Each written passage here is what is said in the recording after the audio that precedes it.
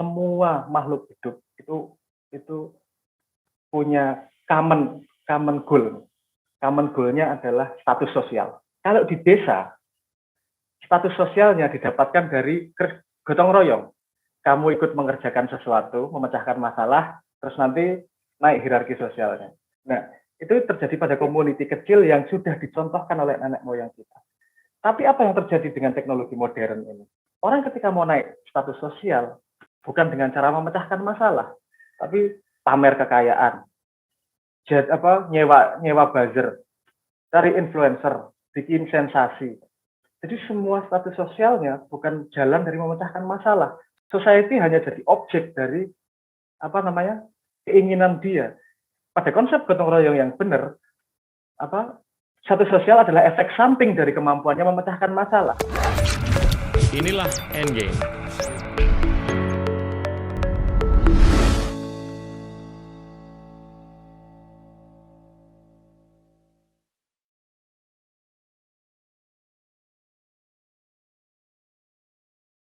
Teman-teman, hari ini kita kedatangan Sabrang Mowo Damar Panuluh atau Sabrang Noe Leto. Sabrang, apa kabar? Alhamdulillah, masih hidup. Kita mau ngobrol panjang nih hari ini. Ini suatu kehormatan bisa didatangi Anda. Cerita deh mengenai masa kecil Anda. Lahir di Jogja, terus besar di Lampung, terus nggak tahu gimana bisa nyasar di Kanada, balik lagi ke Indonesia. Monggo, silakan. Mungkin itu kutukan nama ya. Nama saya kebetulan diambil Sabrang, sukanya menyeberang gitu. Hidupnya menyeberang nggak keruan gitu. Jadi ya salahin bapak saya yang ngasih nama. Jadi saya lahir di Jogja, terus kemudian SD di Lampung, SMP di Lampung, SMA ke Jogja 3 tahun, terus habis itu dibuang ke Kanada, terus habis itu balik lagi ke Indonesia, nggak jelas rumahnya, muter-muter karena kemudian aktif di Leto itu.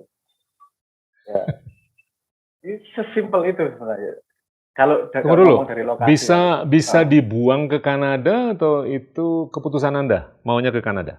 Ya saya lebih romantis menyebutnya dibuang gitu. Ya. Karena itu challenge memang, challenge dari bapak. Kamu harus keluar negeri, milih manapun boleh. Yang penting nggak ada orang Indonesianya. Aku nggak nanya why juga. Oke, what the hell, ayo kemana? Mau ke sana. Ya udah urus sendiri. Ya udah saya ngurus sendiri ke kedutaan, urus semua surat-suratnya, berangkat dianterin sampai Soekarno Hatta, habis itu hilang. Berangkat sendiri kayak orang gelandangan, nggak jelas. But in retrospect ngelihat itu bersyukur saya karena saya mengalami kawah candra di muka beneran di sana tanpa ada safety net, intinya gitu. Bener-bener nggak ada orang Indonesia, bener-bener nggak ada saudara dan harus fight untuk survival. Dan ketika sampai sana nggak sampai setengah tahun, Indonesia mengalami krisis moneter yang 98 itu. Dah safety net yang support dari rumah itu juga ada. Jadi ya menarik. Oke. Jadi harus gimana bisa survive? Do what we can ya. Kalau nggak ada duit ya kerja. Kalau nggak ada tempat yang gelandang. Kalau ya sempat numpang tempat temen, numpang lama-lama juga nggak nyaman, nggak enak ya. Jalan keluarnya gimana ya, tidur di box telepon ya nggak masalah, yang penting hidup lah. Itu it's very very valuable untuk saya. Jadi karena stake perjalanan ketika mengalami stake life and death, setelah itu problem apapun sepertinya tidak seberat life and death. Resiko apapun kayaknya saya pernah alami lebih parah kok gitu. Karena kalau tidak punya rumah itu mungkin kalau di sini nggak terlalu parah ya. Kalau di Kanada itu nggak punya rumah pada winter itu mengerikan. Karena suhu di sana bisa sampai -20, sampai -25. Harus cari tempat nggak kedinginan gitu aja lah. Kedinginan soalnya ya mati di jalan banyak karena nggak ada heater, nggak ada pemanas. Itu experience cukup menarik. Terus belajar apa di sana? Formally formally belajar matematika, fisika, psikologi. Formally. Informally ya belajar bergaul, belajar ketemu sama banyak orang dari bermacam-macam negara dengan bermacam-macam background dan culture. Itu enrich, itulah space of possibility lah. Menarik lah. Minat atau ketertarikan dengan fisika atau matematika itu mulainya dari kapan? Waktu di college atau waktu di zaman SD, SMP, SMA? Karena wiring saya tuh pemalas aslinya. Pengennya kalau belajar sekali ya udah nggak usah ganti, itu informasinya nggak berubah terus. Nggak berubah terus, ya itu stabil. Kalau saya belajar hukum, itu saya merasa hukum nanti ya diganti-ganti terus, saya setiap saat harus belajar terus. Saya tuh malas sekolah, makanya saya belajar itu aja, yang nggak ganti-ganti, yang stabil. Dan saya pengen cari yang paling fundamental nih, apa sih kira-kira yang semua berakar di situ. Tadinya saya justru tertariknya di bioteknologi. Wow. Tapi kemudian kelihatan akarnya. Kalau biologi itu kan di-govern, semua proses biologi itu dijelaskan sama ilmu kimia. Tapi semua ilmu kimia itu metodologinya, interaksinya, mekaniknya juga dijelaskan sama fisika. Masih ada akar lagi. Fisika di mana? Oh, fisika paling dasar nih kalau pada coherence, pada correspondence science nih. Udah yang paling bisa melihat reality secara mentah modelnya itu kan fisika. Oke, saya ngambil fisika. Tadinya saya ngambil fisika. Tapi kan fisika juga butuh tools yang namanya matematis nih. Siap. Makanya kemudian saya ngambil matematika juga, sekalian aja lah. Sekalian sengsara sekalian lah. Enggak fisiknya, otaknya juga sengsara sekalian. Terus salah satunya saya juga ngambil psikologi, karena menurut saya psikologi juga ilmu yang mempelajari behavior manusianya. Menarik. Saya merasa itu beberapa ilmu fundamental yang worth it kalau dipelajari. Wow. Ya. Tapi pemikirannya gimana tuh waktu itu? Mau jadi ahli matematika, ahli psikologi, ahli fisika, dengan tujuan apa?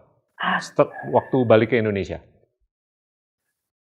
No, saya nggak belajar. Ketika saya sekolah itu nggak kepikiran karir. Okay. Saya dasarnya want to understand things. Okay. Karena life itself doesn't make any sense buat saya. Yeah. Ini finite. Ini whatever yang kamu cari di dunia, kamu dapatkan atau yang kamu kurang di dunia, kita finite, tetap anyway mati. Ini konstanta yang nggak bisa dilihat nggak bisa dihindari oleh semua orang. Terus pada waktu yang finite ini, apa sih yang harus dikejar? Karena ketika aku nggak menemukan jawabannya, terus I just want to understand things lah. Gimana sih how the world works, why the world works, dan seterusnya lah. Makanya aku kejar itu. Nggak mikir karir sebenarnya. Ya stupid nih lah. Terus waktu balik ke Indonesia gimana? Kesibukannya apa yang pertama dilakukan setelah lulus dengan fisika dan matematika? Ya. Setelah lulus itu saya dapat tawaran beasiswa di beberapa university di beberapa negara. Tapi saya ngomong sama bapak, tak istirahat dulu setahun. Capek otakku. Saya mau having fun. Oke, having fun ngapain? Nah, having fun-nya itu bikin band, Leto itu. Jadi mengaplikasikan itu, analisis reduksionis itu. Saya ngumpulin 40 lagu terkenal dari tahun 70-an saat itu. Sekitar 42 lah. Terus kemudian dilihat polanya, dianalisis frekuensinya, dilihat. Ya kemudian ketemu beberapa garis merah, terus nyoba bikin bikin lagu dengan hasil analisis tersebut. Terus nggak sengaja ternyata disukai oleh label dan keterusan jadi Leto nggak jadi terus sekolahnya. Sekolah sendiri di rumah. Belajar musik dari usia berapa?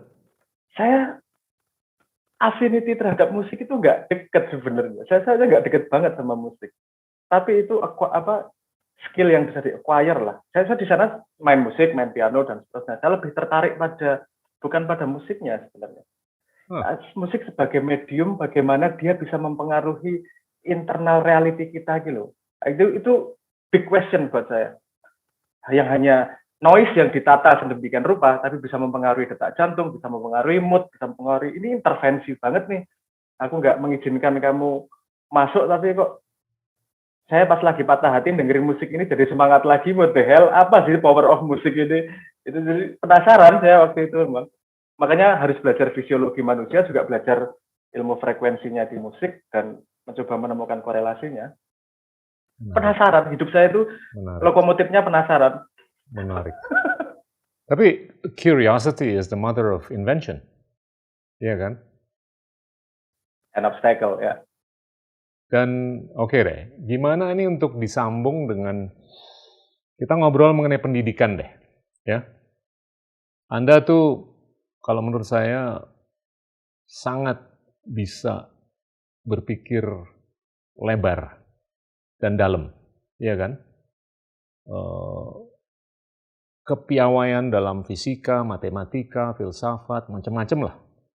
Ini ada buku yang baru aja dikeluarkan, judulnya Range, ya, yang ditulis oleh David Epstein. Itu dia justru mengedepankan kepentingan bahwasanya generalisasi itu lebih penting daripada spesialisasi.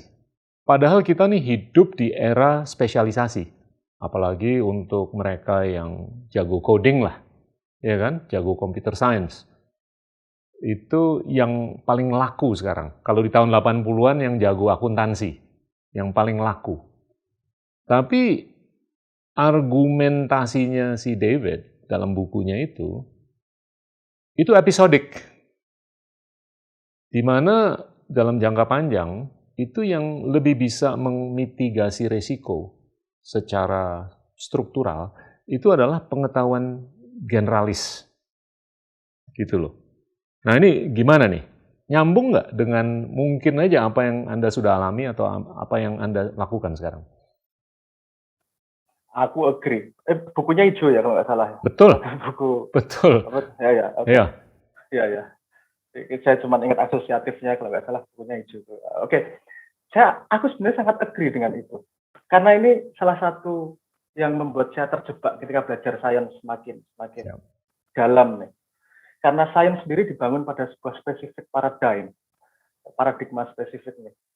Sainsnya itu yang disebut sebagai paradigma reduksionis, di mana problem itu di compartmentalize, di lokalisasi, di semua yang lain dianggap ceteris paribus, dianggap tidak berubah variabelnya, terus kemudian dipelajari secara mendalam. Ini yang menghasilkan spesialisasi.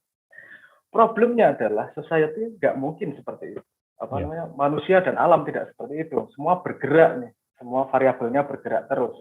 Nah, sehingga paradigma reduksionis itu yang membuat problem yang lahir selama ini nih, yang kita alami selama ini. Seperti kalimatnya Einstein, kita nggak bisa memecahkan masalah dengan cara berpikir yang sama ketika kita membuat masalah tersebut. Ini paradigma sains reduksionis ini yang menghasilkan spesialisasi itu sudah 300 tahun dipakai. Ini memang menghasilkan sains yang luar biasa. Tapi ada ketidakseimbangan yang lain nih. Kita tidak bisa melihat secara holistik. Jadi sekitar 10-15 tahun yang lalu kalau nggak salah ya, itu muncul satu area baru dalam paradigma memandang sebuah fenomena, yaitu paradigma system thinking, di mana melihatnya tidak sebagai reduksionis, tapi melihatnya sebagai general. Jadi melihat segala sesuatu adalah dari hubungan antar objek, bukan objeknya yang perlu di breakdown, tapi hubungan antar objek gimana sih, feedback loop-nya gimana sih, supply-nya, kontrolnya gimana sih. Jadi mempelajari motor itu bukan businya. Kalau sains kan gitu, businya gimana, mesinnya gimana, knalpotnya gimana. Tapi kalau system thinking, dia melihat ini menyediakan bensinnya lari kemana, terus kemudian sistemnya jalannya seperti apa, ketika satu change, sistem whole-nya change seperti apa. Nah itu yang hanya bisa dilihat oleh orang yang generalis, karena bersedia melihat sistem as a whole. Nah, menurut saya kenapa saya setuju dengan pendapat itu, karena sekarang semua kita dibawa pada reduksionis, padahal yang dibutuhkan untuk melihat ke masa depan adalah system thinking ini. Untuk melihat merubah keadaan, kita perlu cara berpikir system thinking. Jadi saya agree dengan pendapat itu, generalis sangat diperlukan. Anyway, nanti yang spesifik itu akan bisa digantikan oleh mesin semuanya. Ini kita masuk pada era artificial narrow intelligence, Iya, narrow semua hal-hal yang spesifik bentar iya, lagi bisa digantikan oleh mesin. iya. Tapi yang apa namanya super intelligence yang general intelligence AGI itu Betul. hanya baru manusia nih yang bisa, yang belum bisa diganti nih manusia. Iya, Makanya next-nya generalis itu sangat diperlukan menurut saya. iya. Ini mungkin untuk memberikan harapan, karena banyak sekali anak-anak muda sekarang itu kan berlomba-lomba untuk belajar. Yang paling keren nih kan akhir-akhir ini coding kan, supaya mereka laku lah, bisa dapat pekerjaan. Tapi banyak juga yang khawatir, wah kalau gue nggak bisa coding, ini gimana nih gue? Gue belajar sosiologi, gue belajar antropologi, ini bakal laku apa enggak? Nah itu kalau menurut saya spesialisasi itu dibutuhkan, tapi generalisasi itu ke depannya tuh lebih dibutuhkan untuk jangka panjang, ya kan? Nah, tinggal nanti gimana kita bisa memadu aja antara spesialisasi dengan generalisasi supaya terciptakan stabilitas lah, ya kan, dalam nation building ke depan. Nah, balik lagi mengenai pendidikan, ini saya akhir-akhir ini cukup sering ngobrol mengenai kepentingan kualitas guru yang tinggi. Ini kalau saya baca, ada data-data empiris yang menyatakan bahwasanya kalau guru itu di top 20%, dia bisa ngajar dalam 1 tahun itu jumlah ajaran yang ekuivalen dengan 1,5 tahun. Tapi kalau guru yang di bottom 20% kualitasnya, itu dia dalam 1 tahun cuma ngajar ajaran yang anggaplah cuma senilai setengah tahun. Nah itu pandangan Anda gimana sih mengenai hal seperti itu dan gimana untuk menyikapinya ke depan agar Indonesia itu bisa lebih maju ke depan? Mungkin pandangan saya agak radikal di sini. Karena menurut saya metode pendidikan ini kan sudah usang. Makanya disebut radikal, usang. Siap. Metodologi guru murid, qualified guru dan seterusnya, itu ketika bersandar pada struktur sertifikasi dan seterusnya, itu mengasumsikan bahwa society itu pada strata knowledge yang kuanta, jadi ada step-step yang seperti tangga seperti itu. Padahal pada era banjir informasi ini, range informasi kan sangat halus nih. Maksudnya gini, dia ngajari anak SD nggak harus orang pinter, anak SMP juga bisa. Apakah nanti dia benar-benar pinter dengan apa yang diajarkan? Belum tentu, tapi manusia juga belajarnya kan heuristik. Heuristik maksudnya dia belajar hanya yang dia perlukan saat itu. Dia nggak langsung sampai pada ultimate truth. Yang paling penting dibangun adalah mental model dari si anak ini, bahwa dia terus belajar tidak berhenti, bisa belajar dari manapun, bisa belajar kapan saja, bisa belajar di mana saja. Metodologi untuk mengakuisisi ilmunya gimana nih, untuk keep upgrading dirinya gimana nih. Karena metodologi guru dan murid itu efektif ketika era kelangkaan informasi. Informasinya sedikit, dibawa oleh buku, bukunya dibawa oleh fasilitator yang kompeten, fasilitator membawanya kepada murid, kemudian dievaluasi apakah informasi itu bisa sampai kepada murid atau tidak. Nah, menurut saya, metode itu bukan metode fix. Metode itu ada karena limitasi komunikasi. Jadi ketika limitasi komunikasi sudah bisa di-elevate, dengan datangnya teknologi, limitasi komunikasi jadi terbuka nih. Kita bisa communicate dengan whoever, whenever, wherever. Dispersi informasi itu menjalarnya informasi itu jadi luar biasa, speednya jadi sangat tinggi. Ya. Tapi kita jadi kehilangan something nih. Kalau kemarin semua bukunya dikurasi oleh para ahli, sekarang informasi yang beredar tidak ada kurasi. Itu yang dangerous. Betul. Jadi logik Mas Gita tadi, I agree. Tapi fundamentally menurut saya ada yang lebih bisa di-change nih. Kita bisa, saya sangat senang ngambil konsepnya Ki Hajar Dewantoro. Siap. Semua orang guru, semua tempat sekolah, anak SD bisa belajar dengan SMP, SMP bisa belajar dari anak SMA, anak kuliahnya ngawasi apakah itu pelajarannya benar atau salah. Kalau benar bagus, kalau salah justru bisa ngajari semuanya sekaligus. Itu sekaligus melakukan cara pendidikan yang disebut sebagai Feynman method, di mana cara belajar paling efektif adalah dengan mengajari orang lain. Itu kan metode si Feynman itu.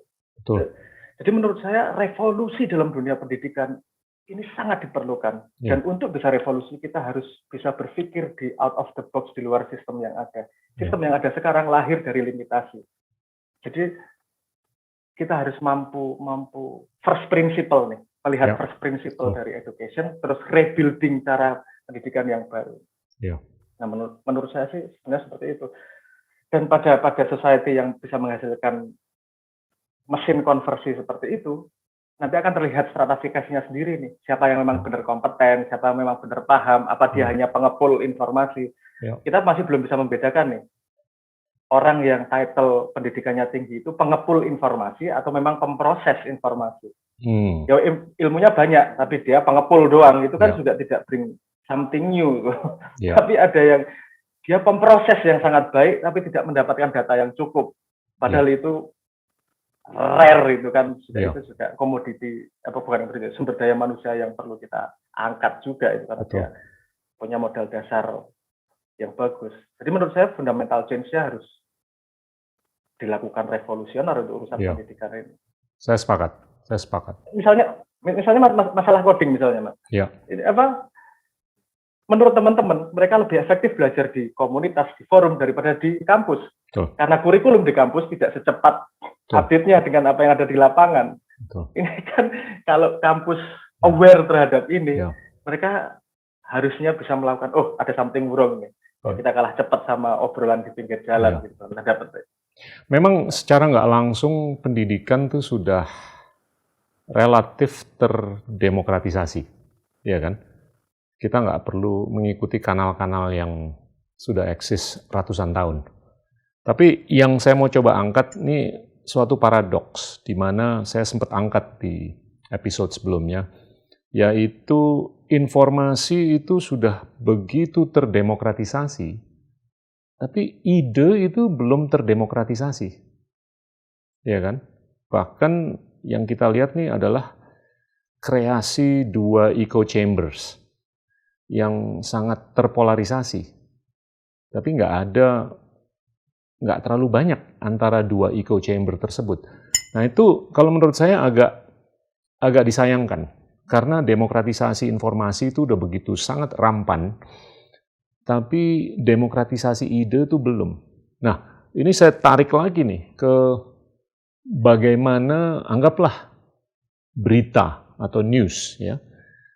Itu kan sekarang kan sudah sangat terdemokratisasi, tapi yang kurang adalah editorialisasi terhadap informasi yang ditayangkan atau didiseminasikan.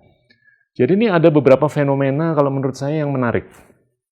Tapi selama ide itu tidak terdemokratisasi, sulit untuk kita bisa mengedepankan kualitas pendidikan yang tinggi. Monggo, silakan Mas, kalau ada pandangan. Ya, kalau menurut saya apa yang dibicarakan oleh Mas Gita ini tadi kan pola yang terjadi. Kita sudah pola informasinya, itu kan sudah segini demokratisasinya. Kenapa pola ideasnya belum nih? Nah, balik ke tadi, dengan cara melihat paradigma pakai sistem thinking, berarti kan kita melihat koneksi, apa yang terjadi nih. Kalau saya melihatnya dengan iceberg model, peristiwa itu terjadi karena pola yang terjadi. Pola terjadi karena structure yang terjadi. Structure itu ya rule of the game-nya, media bertemunya dan seterusnya lah. Dan struktur yang terjadi itu ada karena mental model yang ada. Menurut saya pola yang terjadi pola yang ada bahwa ideas belum terdispersi sedemikian rupa masih karena memang strukturnya belum ada yang menyediakan pola itu, sehingga pola harus dipaksa, pola harus didorong dengan power karena kalau strukturnya tersedia, polanya akan berjalan dengan sendirinya nih. Pola yang diharapkan. Jadi kalau kita pengen membuat pola tertentu, yang dipersiapkan justru bukan nomor satu adalah mendorong pola, tapi menyiapkan strukturnya untuk bisa pola itu terjadi. Kalau struktur ekosistemnya sudah terjadi, polanya akan terbangun dengan sendirinya dan peristiwanya akan berubah dengan sendirinya. Menurut saya dari sudut pandang sistem thinking seperti itu. Yang menyedihkan di Indonesia adalah saya agak susah ngobrol ini sama orang dalam tanda petik. Karena paling gampang ngelihat peristiwa. Kalau peristiwa gatel itu digaruk selesai. Kan gitu. Jadi dia melihat polanya. Loh, kenapa hari Rabu? Oh, catering saya. Oh, ada strukturnya di situ. Iya. Loh, kenapa saya milih catering itu? Mental modelnya saya cari catering yang paling mudah. Yang paling murah. Jadi mental paling murah membuat gatelan. Ini kan sambungan yang jauh nih.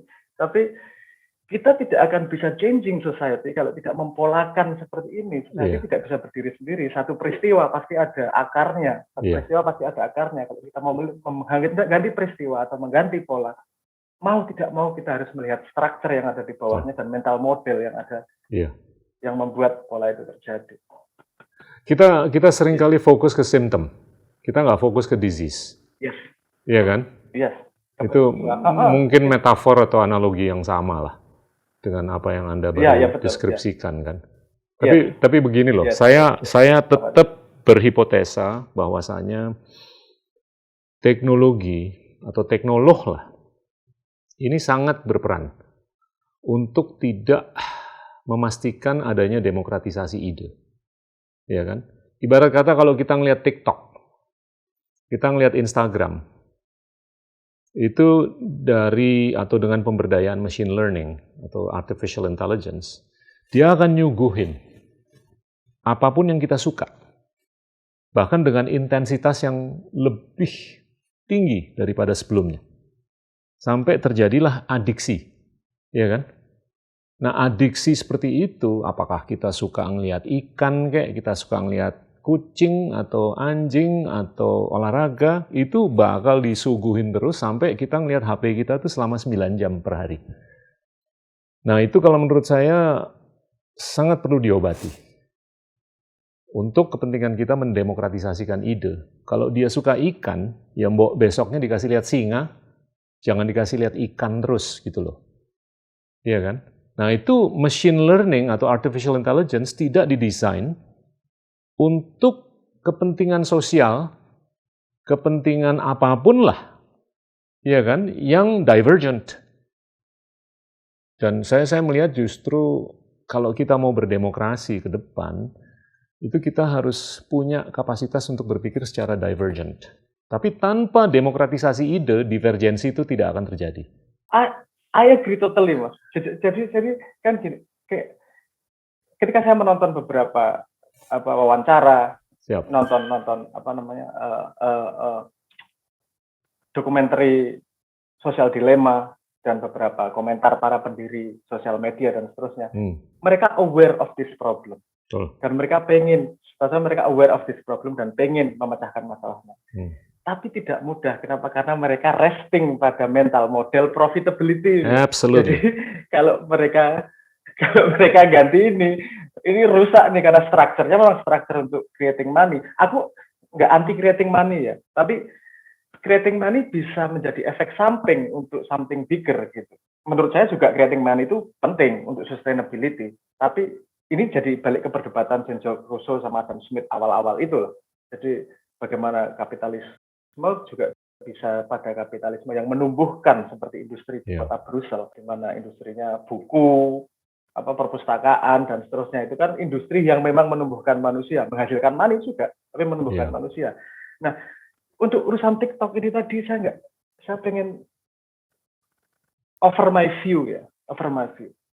Sepemahaman saya dalam society itu pada area manapun, pada time frame manapun, itu selalu distribusinya seragam.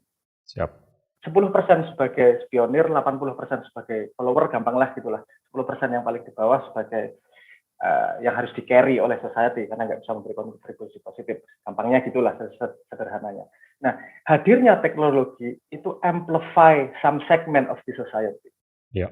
Nah, karena mass marketnya ada di sini, di 80%, makanya TikTok dan segala macam yang memang menghasilkan adiksi itu mengamplify range ini nih kemudian, karena mereka menghasilkan profit paling banyak. Problemnya adalah tidak ada yang melihat penting nih handle yang 10%. Karena menurut saya yang punya pemikiran kayak kita banyak.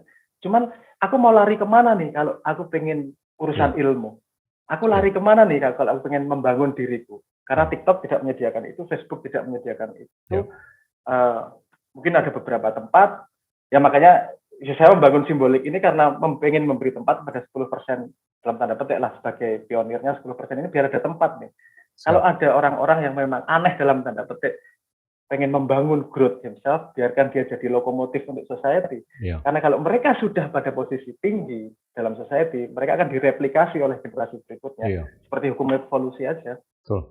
Nah ini mencari orang yang mau berinisiatif di situ, yang profitnya nggak terlalu besar, tapi dia punya big change pada society. Iya. Ini nggak gampang, karena orang-orang yang kuat pada kapital pada dunia ini, mental modelnya adalah profitability. Iya. Jadi sampai sekarang saya menemukan itu agak susah nih orang-orang yang memang di top hierarchy pada sumber daya, tapi mikir, ayo panjang 25 tahun nih gimana nih, kita bisa crafting nih untuk mental modelnya nih. Ini budgetnya sangat, saya agak itu mas ya, agak curhat sedikit.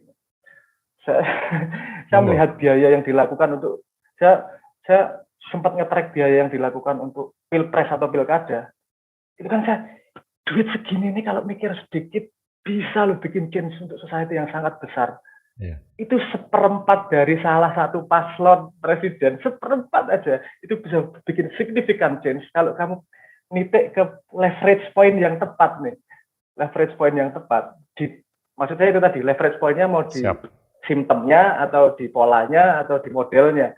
Kalau leverage point-nya taruh di model, kasih waktu 2 tahun, budget yang sangat sedikit dibandingkan biaya politik yang segitu besar, kita bisa bikin significant change di Indonesia. Yeah. Bukan semuanya kemudian langsung menjadi baik, tapi trajektori society-nya bisa agak tilting ke atas gitu loh.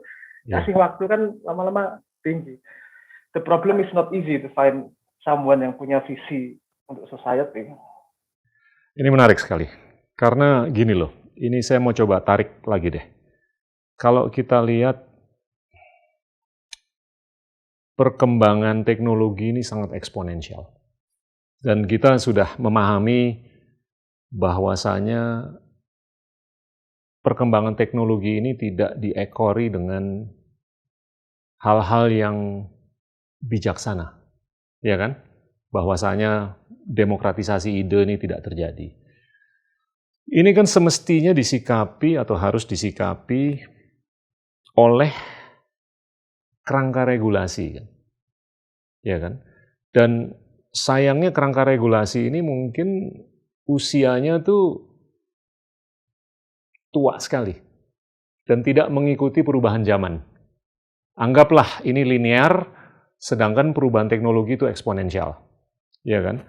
Nah, perbedaan atau divergensi antara dua hal tersebut ini kan sebetulnya bisa disikapi dengan partisipasi manusia yang berkualitas dalam proses politik. Ya kan? Supaya linearitas di pengambilan kebijakan ini bisa ditopang lah agar bisa mengikuti perubahan teknologi yang jauh lebih eksponensial. Tapi yang saya kurang bisa paham adalah kenapa nggak atau belum terlalu banyak orang-orang yang berpendidikan tinggi itu mau masuk ke proses politik. Seakan-akan ada discouragement secara sistematis untuk orang-orang yang berkualitas, daripada gua ke politik mendingan gua bikin startup aja. Atau gua kerja aja di bank, atau kerja di perusahaan konsultan atau apa. Nah itu gimana nih caranya supaya anak-anak muda di Indonesia yang berkualitas, berpendidikan, mau ke proses politik supaya bisa membantu agar perubahan politik itu eksponensial, bisa menyamai perubahan eksponensial yang terjadi di teknologi. Oke, apa saya pengen merespon itu, ini ada beberapa aspek. Oke, aspek pertama, ini ada mental model yang sama sekali berbeda antara politik sama knowledge system, ya, sama science dan segala macam. Pada knowledge system, credibility itu nomor 1. Kamu bikin paper harus mempertahankan, kamu bikin jurnal harus mempertahankan, penelitian harus jelas segala macam. Tools ini itu inkompatibel di dunia politik, mohon maaf. Nggak penting kredibel. yang penting mohon maaf lah gitulah, nggak penting kredibel. Yang penting bisa ngubupi 2 minggu selesai. Ingatan manusia Indonesia di sosmed paling 2-3 minggu aja. Credibility panjang nggak penting. Ini mental modelnya orang teman-teman yang memang serius pada ilmunya, itu memang nggak kompatibel dalam politik. Tapi bukan berarti itu menurut saya dead end. Karena politik juga emergence dari choice, pilihan manusianya. Jadi kalau bisa bikin struktur, lagi-lagi saya ngomong struktur nih, karena tidak mungkin kita dorong gini tanpa ada struktur yang tersedia. Ini effortnya terlalu besar nih untuk teman-teman, mereka teman-teman yang sudah terbiasa di dunia science, di dunia data, mereka tidak akan mau meninggalkan credibility. Itu harga diri itu. Credibility itu harga diri itu. Kalau kesini aku harus meninggalkan itu, pindah ke politik, meninggalkan credibility, itu nggak mungkin. Kalau ada struktur yang bisa menjembatani ini, bahwa credibility bisa dilihat oleh masyarakat, dan dia kemudian bisa menjadi politisi berdasarkan credibility-nya, kita akan bisa membawa ke situ. Jadi menurut saya campaign untuk ngajak mereka ke politik tidak akan efektif, karena itu pada simptom tuh handle-nya. Kalau kita menyediakan strukturnya, kamu tetap kredibel, kamu tetap jadi dalam bidang ilmumu, tapi masyarakat tahu secara mudah terhadap credibility dan expertise orang tersebut. Ini kalau dihadapin sama politisi yang tidak paham urusan keilmuan, ini masyarakat akan tahu kok siapa yang lebih kompeten. Cuman kita tidak punya strukturnya untuk seperti itu. Karena kita masih gagap. Belum pernah ada dalam sejarah dunia di mana satu umur manusia mengalami perubahan society yang begitu cepat. Ketika saya masih SMP, HP nggak ada. Jangankan WhatsApp. Sekarang saya tidak bisa membayangkan kalau nggak ada chat program itu, kontak teman janjian gimana itu saya nggak bisa bayangin. Tapi dulu SMA nggak masalah ya. Gitu. Jadi ini change teknologi belum pernah ada dalam sejarah manusia di mana manusia harus adapt segitu cepat terhadap pola society ini. Dan saya yakin ada nih sedikit persen yang memang tuning di situ. Kita harus dengerin mereka nih. Gimana next-nya? Gimana apanya? Nah, kita kemudian sharing resource. Ada yang punya ilmu, ada yang punya dana, ada yang punya tenaga. Gabung buat strukturnya. Kemudian terjadi pola dan terjadi eventnya. Ini eventnya, peristiwanya, ini akan pindah dengan sendirinya kalau tersedia struktur dan pola. Menurut saya seperti itu. Jadi masalahnya valid. Tapi angle of attack-nya yang belum dipikir terlalu mendalam menurut saya seperti itu.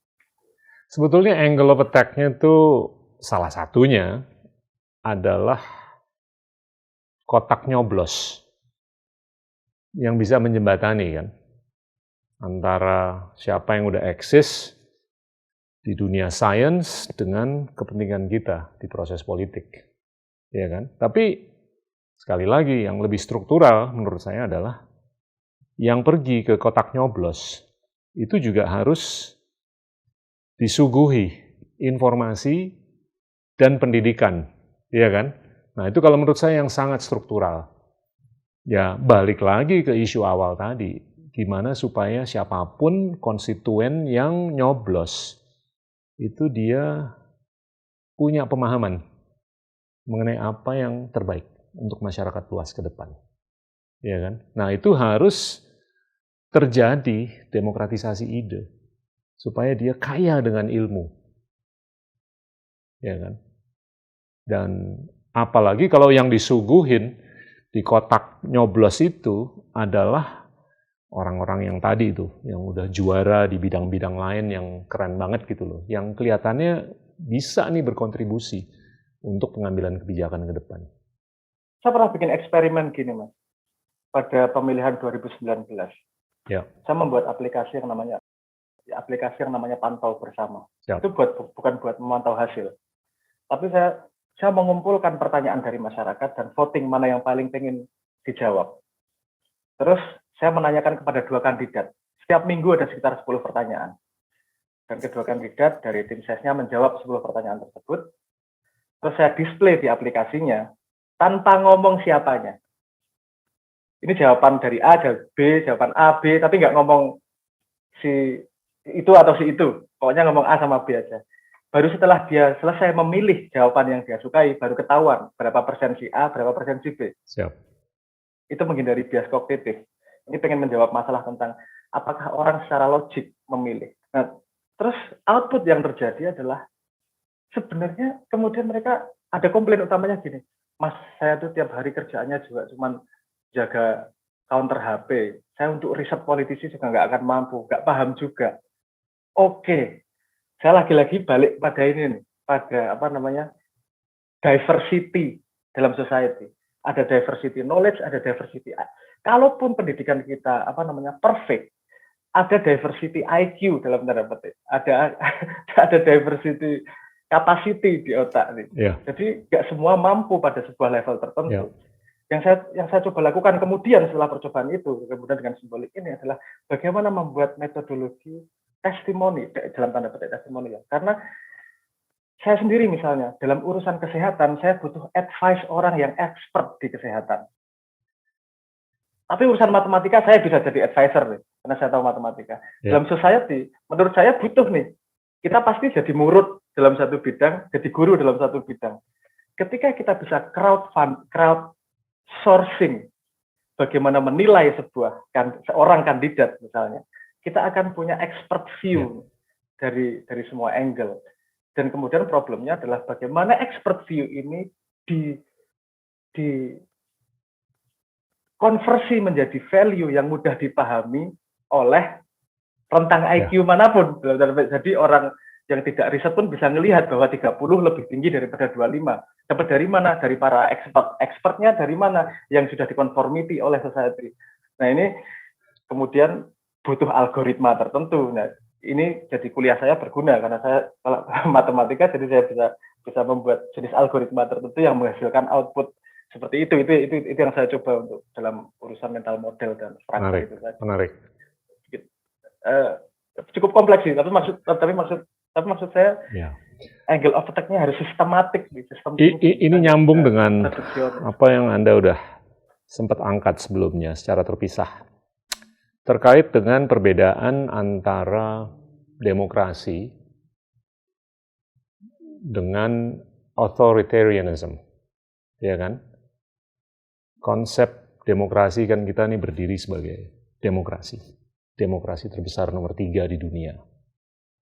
Dan kalau kita mau berkesinambungan sebagai demokrasi, kita harus ada keterbukaan kan, mengenai plus dan minusnya terkait demokrasi. Apa yang Anda angkat terkait demokrasi itu adalah demokrasi itu small risk, small return. Bisa dianggap inkrementalis, ya kan? Dibanding authoritarianism yang kalau hoki banget, pemimpinnya itu sangat bijaksana, brilian, waduh eksplosif.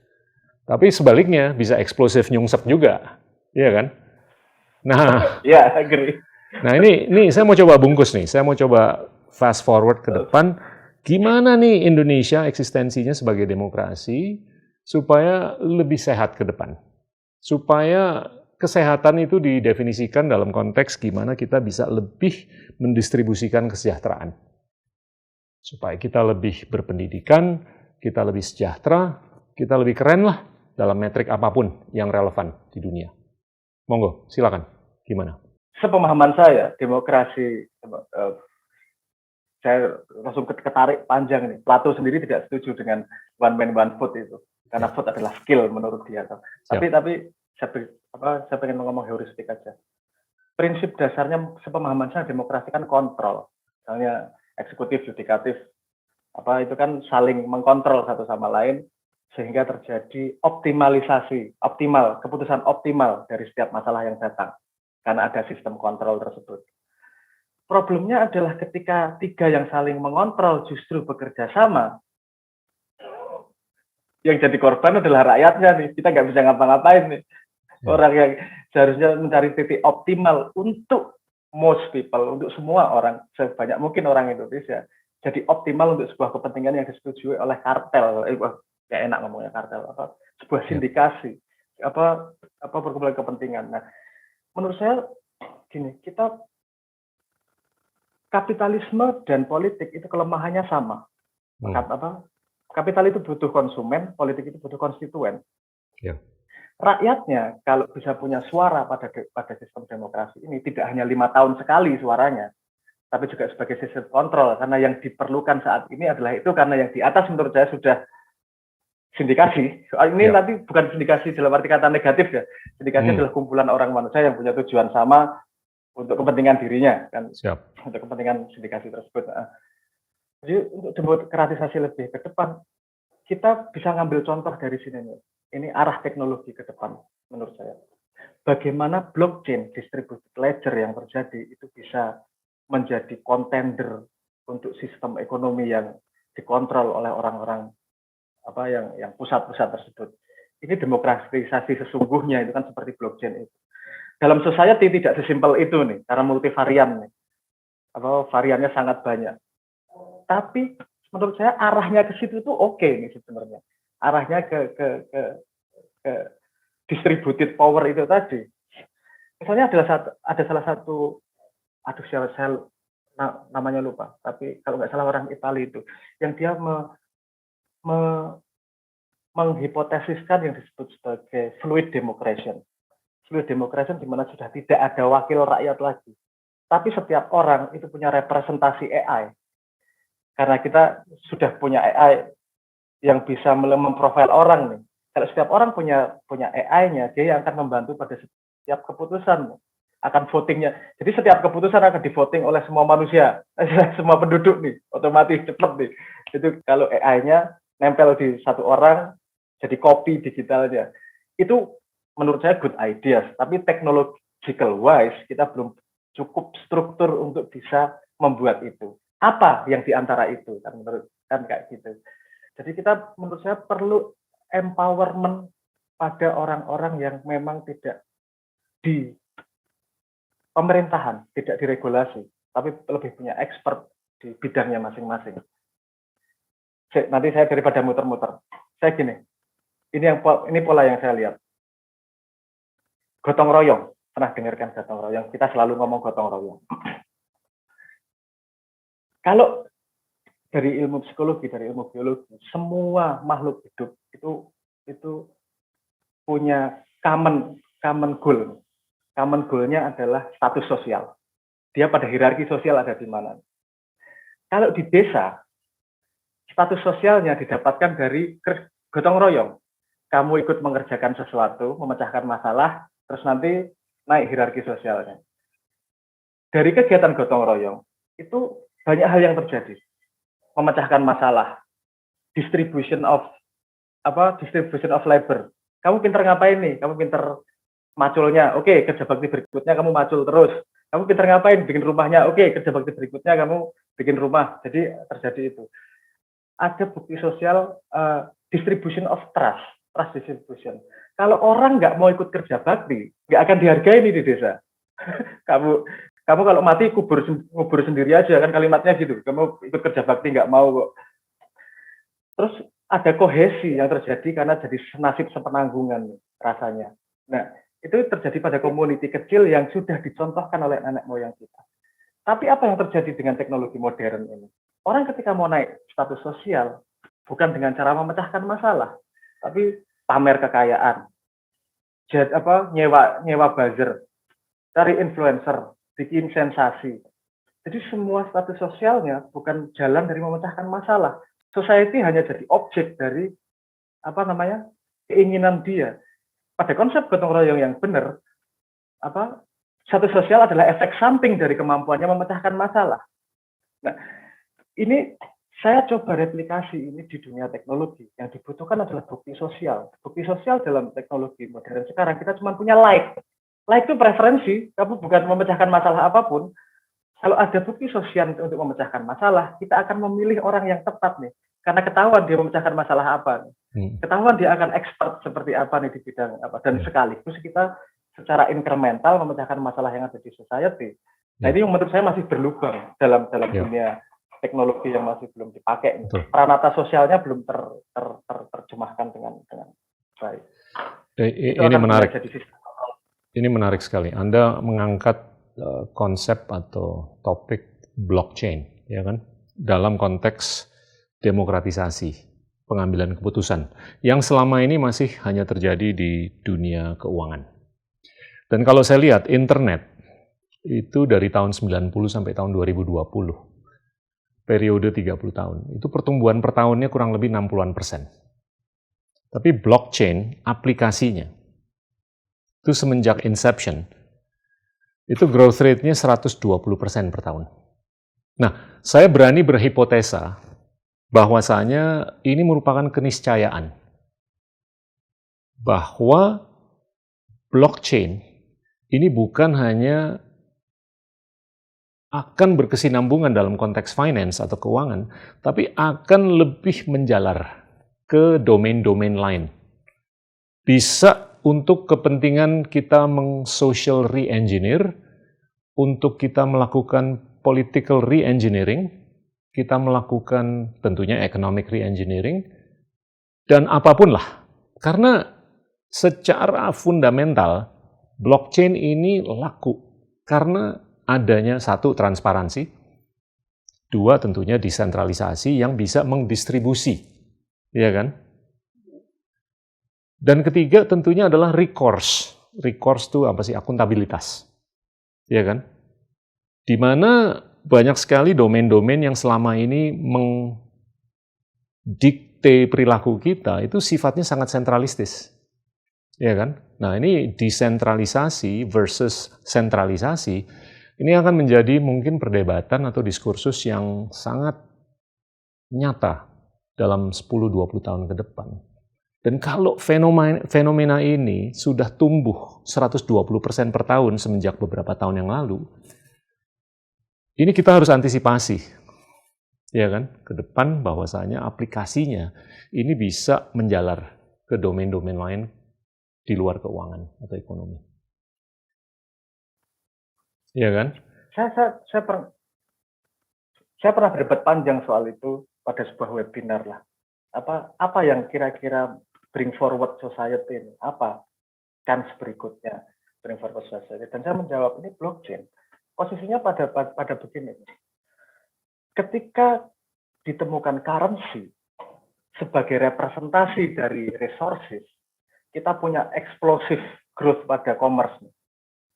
Karena token terhadap resources itu jadi punya storage value, jadi bisa punya jadi bisa rule of the game untuk naik hierarki. Jadi representasi terhadap resources yang kita miliki ini diwakilkan pada sebuah parameter yang universal sehingga bisa dijadikan sebuah game. Tokenisasi ini kan penting banget menurut saya. Dia membuat sesuatu yang dunia fiksi abstrak di kepala menjadi seolah-olah real di tangannya. Nah, blockchain dengan tokennya memungkinkan untuk tokenisasi something much bigger daripada resources. Karma point misalnya, bagaimana karma coin salah satu koin di blockchain. Bagaimana berbuat baik itu bisa ditokenisasi. Nanti inisiatif, jadi aspek manusia yang bisa ditokenisasi itu akan menjadi jauh lebih luas daripada sebelumnya. Dan kalau kita melihat currency aja bikin eksplosif pada peradaban seperti itu, possibility yang disediakan blockchain itu juga mengerikan sebenarnya. Tapi untuk bisa memandang ini, kita butuh itu tadi generalisasi. Kita butuh system thinking untuk bisa melihat opportunity ini. Dan menurut saya ini masih up for grab nih. Siapa saja masih bisa nih untuk ngambil nih. Indonesia kalau mau ngambil ya bisa menurut saya. Tinggal ideasnya. Ini perangnya kan perang idea sekarang. Itu bukan perang lagi. Betul. Perang knowledge. Karena ekonomi, politik, sosial, budaya itu semuanya bisa ditokenize. Secara hypothetical ya kan? Dan tokenisasi itu ya sudah nyata dalam dunia keuangan. Dan saya melihat apalagi kalau ini pertumbuhannya 120% per tahun dalam sedikit lebih dari 10 tahun terakhir lah. Ini mungkin era baru yang eksplosif setelah era internet. Dan internet juga pertumbuhannya, deselerasinya tuh nggak terlalu signifikan. Itu selama 30 tahun pertumbuhannya di atas 60-an% per tahun.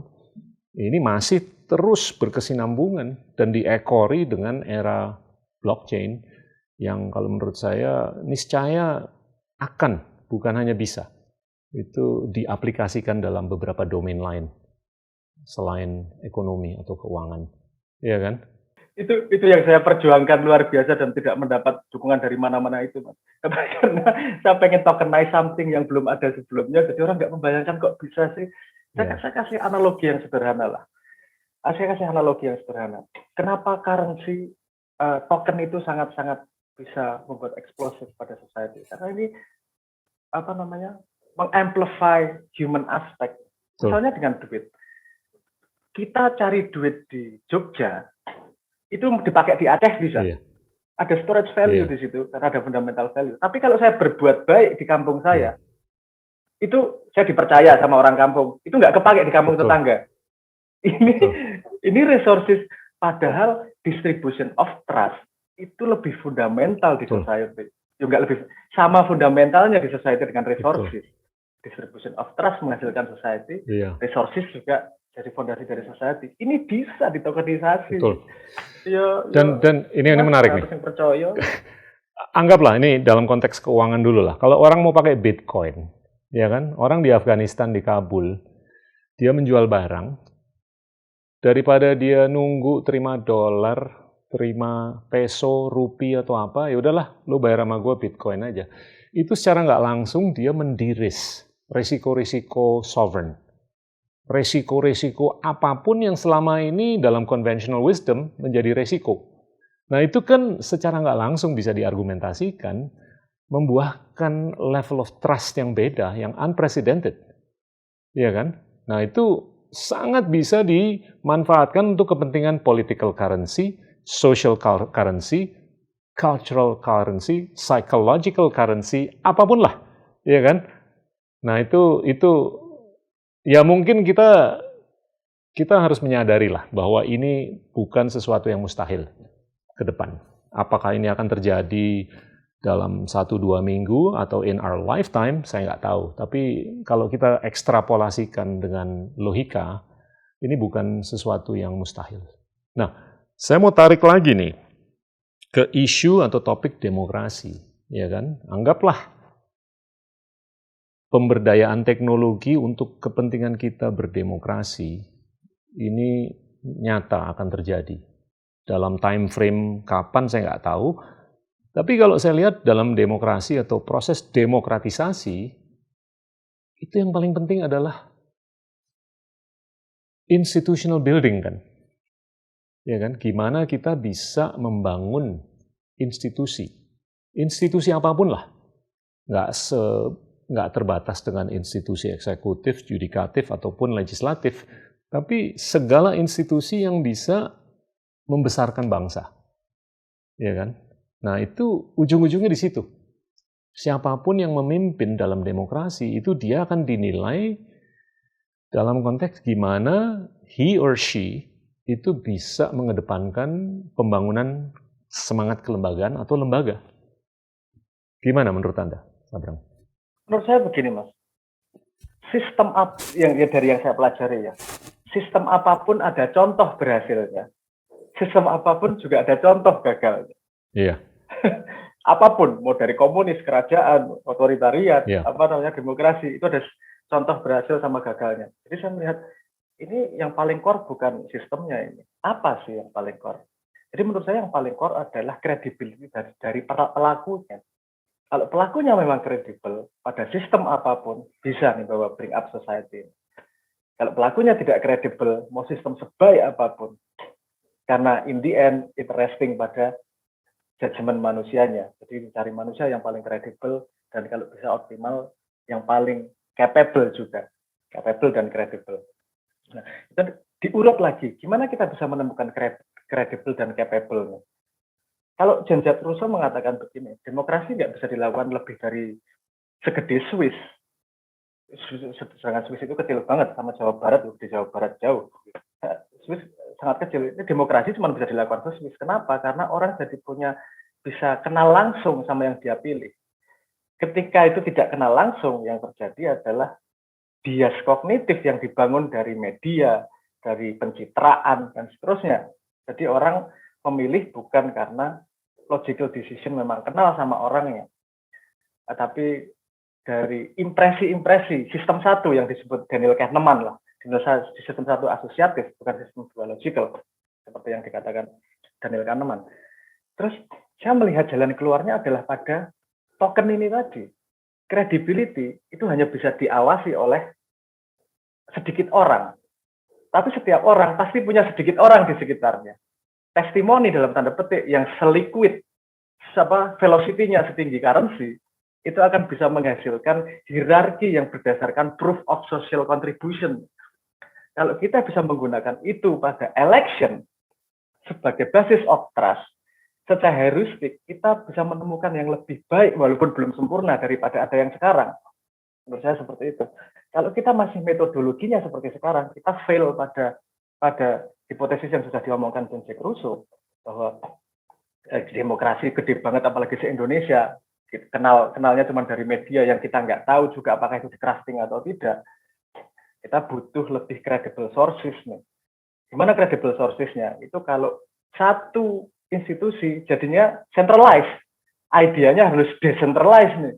Jadi gimana setiap orang bisa memberi token, social token itu tadi dalam tanda petik. Ini yang sedang saya perjuangkan sebenarnya, bagaimana membangun social token.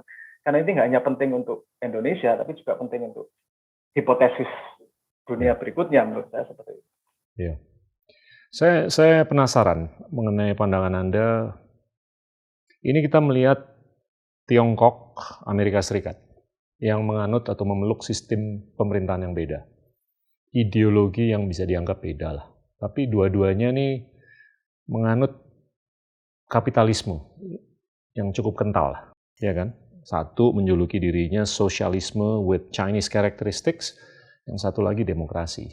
Nah, gimana nih ke depan? Apakah Anda melihat masa depan kita tuh kita harus milih harus pakai Huawei atau harus pilih iPhone? Oke. Ya. Saya melihat itu terulang lagi, Mas. Saya melihat itu terulang lagi. Ya. Dulu perang antara demokrasi sama komunisme, perang itu, di mana satu sangat kontrol dan satu sangat free. Itu ya, kalau melihat sekarang siapa yang menang? Dalam tanda petik ya, secara ekonomi, secara welfare misalnya, secara growth kalau kita lihat. Ya multivariat lah, tapi saya ambil dari satu sisi ini. Bahwa ketika Cina dengan fondasi kontrolnya, tapi membuat sistem kapitalis di atasnya, menggabungkan dua sistem itu, dia jadi lebih optimal daripada yang lain. Yeah. Nah, ini terjadi lagi nih. Di dunia online, public space, di mana semua inisiatif terjadi, di mana semua gagasan diaduk dan sedemikian rupa. Di Barat lagi-lagi sangat free, sangat bebas, siapa aja bisa ngomong apa aja dan bisa ngejek siapa aja. Dan Indonesia juga mengikuti itu. Dan di Chinese itu sangat kontrol itu. Bagaimana mereka sangat kontrol terhadap ruang publik di sosial media dan di internetnya, sangat punya kontrol. Kemudian mereka mencoba membalance itu dengan sosial kreditnya. Sosial kredit yang tidak tumbuh dari bawah, tapi sosial kredit yang di drop down dari atas. Kamu tak kasih 1000 sosial kredit, kalau kamu nyumbang kreditnya nambah, kalau kamu minum kreditnya turun, dan seterusnya. Di Indonesia, kita tidak punya struktur untuk bisa melakukan itu. Sosial kredit seperti Cina, kita diversity of value-nya segini lebar. Dan government tidak cukup strong untuk bisa handle itu. Fondasi komunismenya, fondasi kontrolnya tidak memungkinkan untuk kita bisa ngedrop sosial kredit dari atas. Ketika dibiarkan lepas, bebas, populasi yang terhadap, mohon maaf ini ngomongnya, unliterate itu juga terlalu banyak untuk bisa membuat ruang publik yang sangat egaliter bisa menjadi kontraproduktif. Karena ruang publik yang egaliter, kita bisa mendengar the best of us, tapi juga bisa mendengar the worst of us. Ini nanti restingnya pada rata-rata literasinya seberapa nih, rata-rata knowledge-nya seberapa nih. Kita bisa lihat sendiri chaos-nya ruang publik di Indonesia. Melihat belajar dari tarungnya komunisme dan demokrasi itu untuk menjawab ruang publik, sebenarnya menurut saya sangat obvious bagaimana kita bisa membuat sosial kredit yang terbangun dari emergence di bawah, karena kita punya infrastruktur, kita punya struktur mental model yang namanya gotong royong, yang namanya kerja bakti dan seterusnya. Ini bisa menjadi basis dari social token yang akan muncul dari bawah. Itu akan lebih kompatibel buat Indonesia. Kita nggak bisa ngopi Barat, kita nggak bisa ngopi Cina. Sumber daya kita berbeda, ekologi kita berbeda. Jadi kita harus menemukan sistem sendiri. Tapi idea sosial kredit itu menurut saya good ideas, asal jangan oleh single authority. Gitu. Akhirnya ini harus egalitarian juga nih. Ini harus decentralized seperti itu. Blockchain. Ya.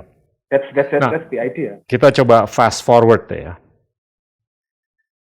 Pandangan Anda seperti itu, saya mau tanya, ke depannya nih gimana nih? Yang sedikit lebih konkret lah, untuk kepentingan Indonesia menuju tahun 2045. 24 tahun lagi. Gimana nih bentuk kita dengan semangat gotong royong untuk membuahkan social credit, terus kita merawat, memupuk demokrasi ke depan nih gimana nih yang keren? Harus diimplement, Pak. Iya. Untuk menjadi sebuah ruang publik yang bisa berinteraksi, karena itu struktur yang harus disediakan. Iya. Kalau kita mau ngomong gini pakai konsep, itu nggak akan jadi apa-apa juga. Paham. Itu yang saya lakukan. Apa maksudnya?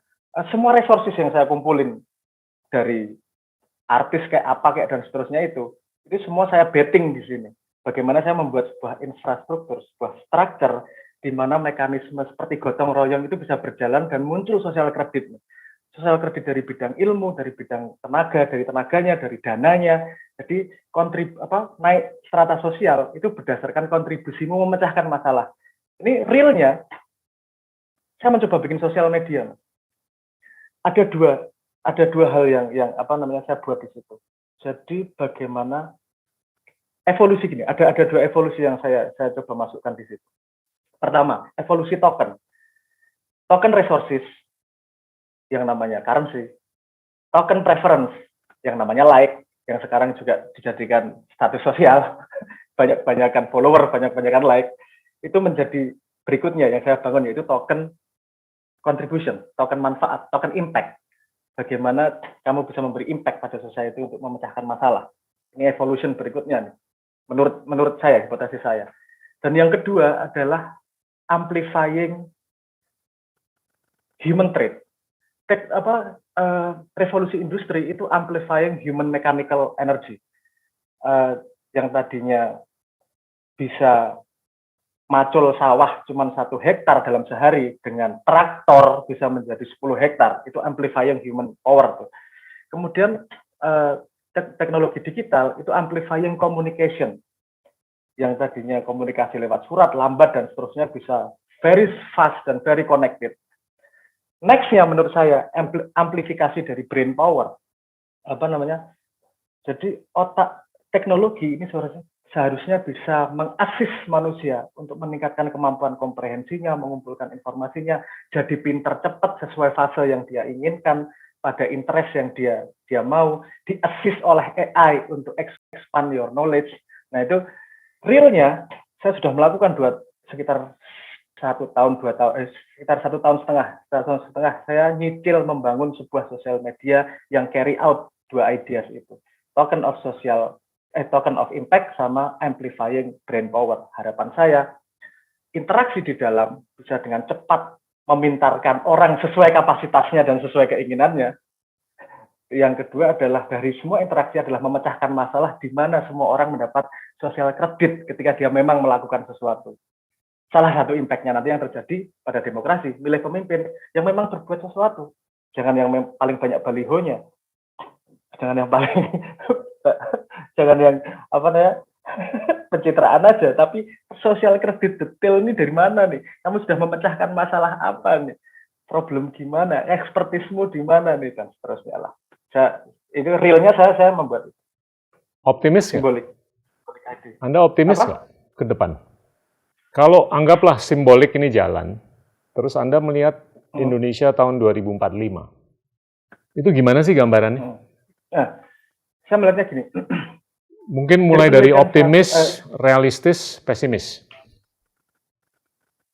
Skenario optimis kayak gimana? Skenario realistis gimana? Skenario pesimis gimana? Ini gini ya. Saya tuh nggak berjalan pakai optimis pesimis ya. Metrik yang saya pakai. Karena menurut saya optimis sama pesimis itu datang dari ketidaklengkapan data. Kalau datanya lengkap, kamu nggak perlu optimis, nggak perlu pesimis. Kamu Siap. tahu, bisa antisipasi what's gonna happen, kan gitu. Ya. Dan saya melakukan sesuatu yang memang ada kansnya untuk berhasil, kalau enggak ngapain. Jadi ngelihat path-nya untuk berhasil itu ada, tapi belum tentu saya punya semua resources-nya untuk bisa melakukan itu kan. Kita butuh itu juga. Perang itu butuh logistik selain strategi juga gitu. Jadi kalau ngomong apakah ini berhasil, saya nggak melihat what next di society. Kita akan gini, apa yang kita lakukan ini sudah banyak keluar di jurnal. Utrecht University awal tahun ini kemudian rilis youth rilis nih, arahnya ke sini semua nih. Ketika kita baca kita ketawa, ini kita kerjain platformnya nih, ini baru digagas oleh orang-orang nih. Karena pretty obvious kalau kita ngelihat secara depan arahnya akan ke sini. Dan satu lagi, menjawab 2045 itu tadi, ini the best course path kedepannya memang seperti ini. Karena gini, saya ingin menjelaskan sedikit ya tentang penelitian MIT di 1972. Jadi ada penelitian 1972 di MIT kalau nggak salah ya, ini ditulis oleh Gaya Harrington kalau nggak salah. Saya ingatnya nama itu, Gaya Harrington. Itu dia membuat course plot. Dia mencoba meneliti industrialisasi ini ada growth. Ketika ada growth pasti ada limit of growth. Kalau sudah limit, ini collapse nih society. Gimana ya limit of growth-nya? Kapan ya limit of growth-nya? Kemudian di chart itu ada 3 plot. Pertama, business as usual. Plot pertama adalah business as usual. Jadi ya kita melakukan apa yang seperti sudah kita lakukan dengan paradigma yang sudah biasa kita lakukan. Plot kedua adalah city, comprehensive teknologi. Gimana kita membuat teknologi menjadi komprehensif dalam society ini. Plot ketiga adalah SW, stabilized world, dunia yang terstabilisasi. Bedanya gini, business as usual adalah bisnis seperti biasa, kita melakukan seperti yang sudah kita lakukan. Kalau komprehensif teknologi adalah kita merangkul semua teknologi. Kalau stabilized world itu tadi, bagaimana kita invest pada pendidikan, kesehatan, dan pada inovasi. Siap. Terus tahun 2020, kita cek nih, kita data dunia ikut plot yang mana sih? Kemarin ada dicek nih, data dunia ikut plot yang mana nih? Ternyata exactly kita ikut plot di business as usual. Kita ikut plot yang pertama. Dan prediksi plot yang pertama, business as usual, itu youth society akan collapse di 2040. Itu yang kalau bisa janganlah. Itu karena production akan drop, welfare akan drop, dan na'udzubillah min dzalik lah. Kalau kita business as usual, karena feedback positif pasti ada collapse-nya kalau dari system thinking.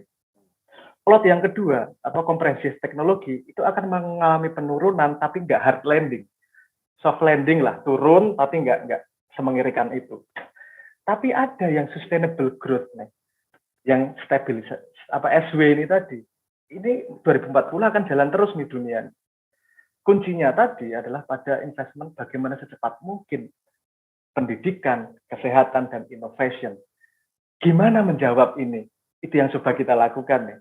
Kita kalau mau bikin stabilisasi sosial, ini harus ada cara untuk mass education tanpa meninggalkan motif utama untuk naik hierarki kekayaan, hierarki status sosial itu tadi lah. Status sosial kan ada macam-macam, hierarki kekayaan, hierarki kepopuleran, ada hierarki kesolehan, ada hierarki kepandaian, dan seterusnya. Ini hierarki semua harus berjalan untuk society yang stabil. Tapi semua naik hierarki itu bisa sekaligus memecahkan problem yang terus berkembang. Kalau kita bisa mengkonekkan itu, kita akan mengalami, harapan saya berarti optimis sih, karena kalau hitung-hitungan ya gitu. Kalau matematika itu nggak perlu optimis sama pesimis ya kalkulasi ya gitu outputnya gitu. Jadi dari kalkulasi yang saya lakukan, optimal course-nya itu di sini nih. Jadi bagaimana kita bisa membuat sebuah ruang publik di mana memecahkan masalah sekaligus dia menjadi naik status sosial. Naik status sosial itu intrinsic nature dari makhluk hidup, bukan hanya manusia. Jadi itu harus tetap diakomodasi. Tapi bagaimana cara naik tangganya itu sekaligus memecahkan masalah. Itu nggak ada jalan lain kecuali pakai tokenisasi dari sosial kredit. terhadap impact dia. Karena kita society-nya sudah membesar, nggak cuma satu kampung. Bagaimana kita punya storage value terhadap apa yang dia lakukan. Ini pretty kompleks.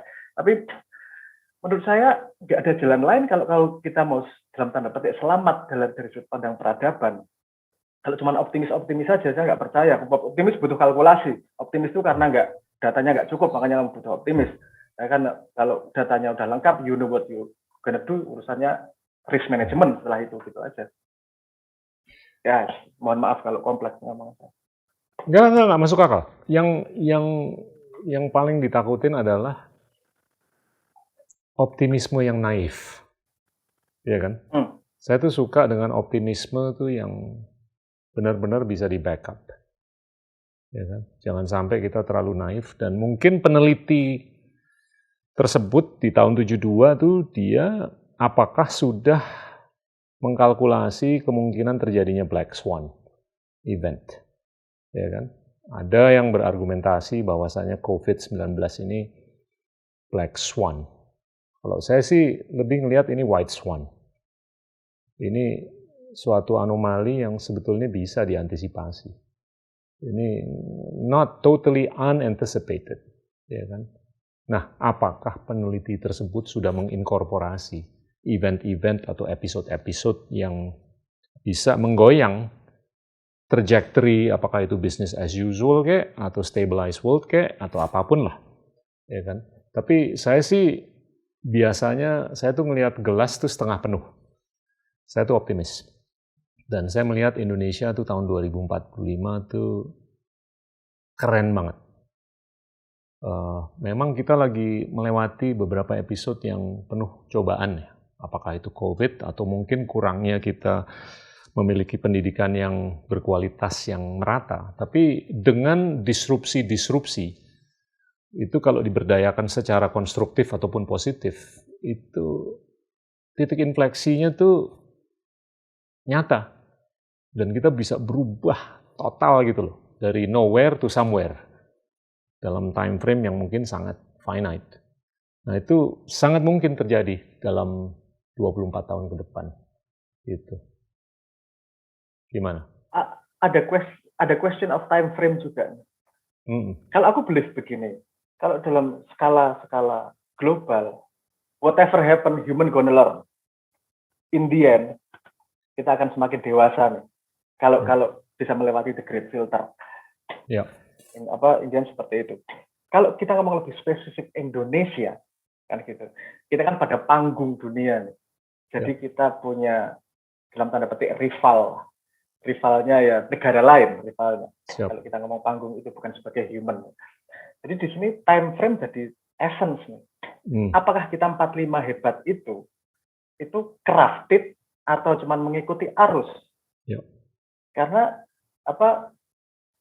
saya dalam tanda petik saya tidak setuju dengan hipotesisnya Weber terhadap modernisasi, di mana alurnya harus mengikuti cara Barat. We have something more to offer. Menurut saya semua ekologi punya uniknya dan punya powernya sendiri dari sisi yang mana. Nah, menurut saya Indonesia perlu untuk mencapai time frame yang cukup cepat untuk bisa menjadi key player di panggung dunia. Itu harus dikalkulate tuh, nggak by evolution aja, tapi crafted evolution. Nah, best thinker nih harus kumpul nih, gimana nih bikin apa nih dan seterusnya lah. That's my opinion. Apalagi yang kita harus pertimbangkan atau pikirkan untuk Indonesia ke depan? Time essence ini tadi, salah satu yang dipertimbangkan adalah menurut saya explosion yang terjadi di Cina, di Jepang, di Taiwan itu berhubungan erat dengan bonus demografi. Dan bonus demografi itu finite time-nya. Dan menurut sejarah yang saya pelajari, sebuah negara yang tidak bisa memanfaatkan bonus demografinya, crumble down dan sangat susah naiknya. Afrika Selatan misalnya, salah satu contohnya. Nah, Indonesia sekarang pada peak time nih, ini bonus demografinya. Kalau dengan segini banyak orang, tidak ada structure yang membuat mereka self-propelled nih. Ini arusnya akan tabrak-tabrakan dan kita miss once of a lifetime opportunity itu dari sudut pandang nation. Jadi menurut itu time of essence-nya kita punya opportunity ini nih, bonus demografi ini. Ini yang kalau kita tidak bisa memanfaatkan time frame selama 15 tahun ini, 15 sampai 20 tahun ini, kita akan miss opportunity beneran. Ya makanya kenapa saya ngotot mati-matian nekat kayak gini, karena menurut saya ini once in a lifetime opportunity nih. Hidup saya finite juga kok anyway kok. Gagal yo mati, berhasil yo mati, nothing tulus. Ending poinnya sama aja. Dan saya belajar dari bisnis ini loh. Kalau investment itu kan pada sesuatu informasi yang paling pasti. Kalau informasinya tidak pasti, investment mengandung risk. Ya informasi yang paling pasti dari hidup kan mati. Lainnya kan probability. Yang paling pasti, oke, aku tak invest nih. Kalau aku mati, what can I do optimally dalam time frame yang diberikan? Tapi gini loh, kita bisa dapat informasi yang banyak, tapi asimetri informasi itu juga eksis. Itu yang membuahkan resiko juga. Dalam konteks apapun lah, bukan investasi aja. Dan saya tetap berpendapat asimetri informasi ini masih nyata dan banyak. Dan balik ke topik awal tadi, bahwasanya informasi ini banyak, asimetrinya nih yang sangat membuahkan tidak terjadinya demokratisasi ide. Itu struktural. Kalau kita mau berdemokrasi secara indah ya, itu kita harus bisa mendemokratisasikan ide. Tapi itu tidak terjadi karena yaitu kepentingan-kepentingan yang tadi kita udah bahas secara detail. Asimetri terhadap informasi, akuisisi dan komprehensi terhadap informasi, menurut saya ada beberapa komponennya. Satu komponen nature, di mana memang wadahnya sudah hasil lotre DNA-nya seberapa. Nomor 2, availability terhadap informasi tersebut. Nomor 3, metodologi terhadap mengakuisisi informasi tersebut. Informasi sangat banyak sudah tersedia. Model dasar nature sudah nggak bisa kita apa-apakan. Yang bisa kita elevate adalah metodologi bagaimana mengakuisisi informasi yang segitu banyak untuk efektif growth diri. Itu ya metodenya itu yang paling efektif menurut saya Zettel Kasten yang dilakukan oleh Bruce Lukman itu. Tapi ini 3 tahun 4 tahun terakhir nih pada mulai rame ngangkat Zettel Kasten untuk metodologi komprehensi informasi. Dan sampai sekarang belum ada yang sosial Zettel Kasten metode komprehensi yang sosial itu. Ini yang coba saya buat dengan simbolik. Terakhir saya mau tanya, end game Anda apa?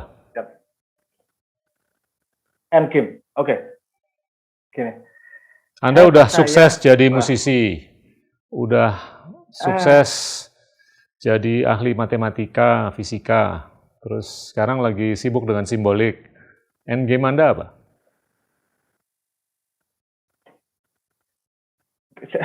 Saya nggak tahu sih parameter sukses, tapi oke lah ya kalau dianggap sukses alhamdulillah. Tapi saya melihatnya begini, nature menyediakan space of possibility buat kita, nurture menyediakan arah eksplorasi, tapi consciousness bisa membuat kita memilih pada lokasi mana kita berdiri.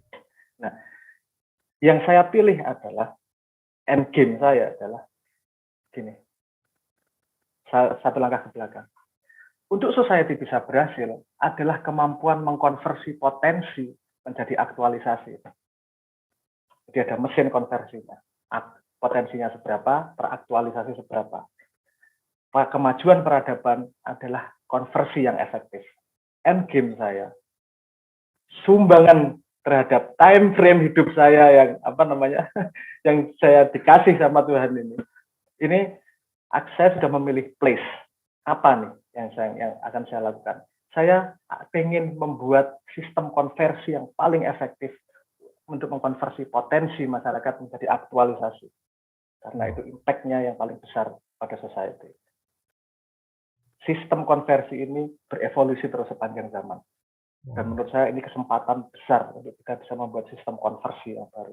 Kalau itu sudah terplis, sudah bisa diletakkan, generasi akan inklinasinya naik sendiri. Itu end game saya, bikin sistem konversi dari potensi menjadi aktualisasi. Wow. Ini luar biasa. Ini diskusi yang kalau menurut saya cukup philosophical atau conceptual, tapi menarik sekali. Dan saya ngelihat Anda tuh punya misi untuk benar-benar mengindahkan peradaban kita. Dan saya tuh nggak bisa meng-underestimate kekayaan peradaban kita yang sudah eksis selama easily 2000 tahun terakhir, ya kan? Dan ini harus digosok. Dan saya mau balik lagi nih, dalam konteks decoupling atau perceraian antara Tiongkok dengan Amerika Serikat yang semakin intens. Tiongkok tuh merupakan peradaban yang umurnya 4.000 sampai 5.000 tahun. Amerika tuh hanya 200-an tahun. Perlu jembatan. Jembatan yang paling logis adalah peradaban yang sudah eksis cukup lama. Apakah itu Eropa yang udah beribu tahun, ataupun kita di Asia Tenggara, termasuk Indonesia, yang sudah eksis selama 2000 tahunan lah. Semenjak Sriwijaya di milenium pertama, Majapahit milenium kedua, sampai sekarang. Nah itu banyak yang nggak menyadari bahwasanya kita tuh kaya sekali secara peradaban. Ya kan? Apalagi kalau dikembangkan dengan pemberdayaan teknologi, instrumentasi yang bisa mengindahkan lebih banyak lagi peradaban kita. Ini bisa, waduh, kemana-mana nih aplikasinya. Exactly, I agree. Ya kan? Luar biasa. Tidak ada satu otak manusia pun yang bisa mengkomprehensi potensinya Indonesia, menurut saya. Iya. Kita sangat luar biasa diverse, kita sangat luar biasa talented. Problemnya adalah pada konversinya ini, menurut saya. Iya. Jadi ketika kita bisa mengkonversi secara efektif ini, bukan authority nanti, sistem yang akan membuat konversi ini. Kita akan punya layout peradaban yang adaptif untuk menghadapi problem yang terus berubah. Yeah. Karena poin adaptif itu sangat penting untuk perang panjang. Wow, Sabrang, thank you banget nih atas diskusi yang sangat menarik. Matur nuwun. Terima kasih, Pak. Terima kasih banyak atas kesempatannya. Sama-sama. Mohon maaf kalau belibet mulut saya. Sama sekali enggak. Teman-teman, itulah Sabrang, budayawan dari Yogyakarta. Terima kasih. Inilah Endgame.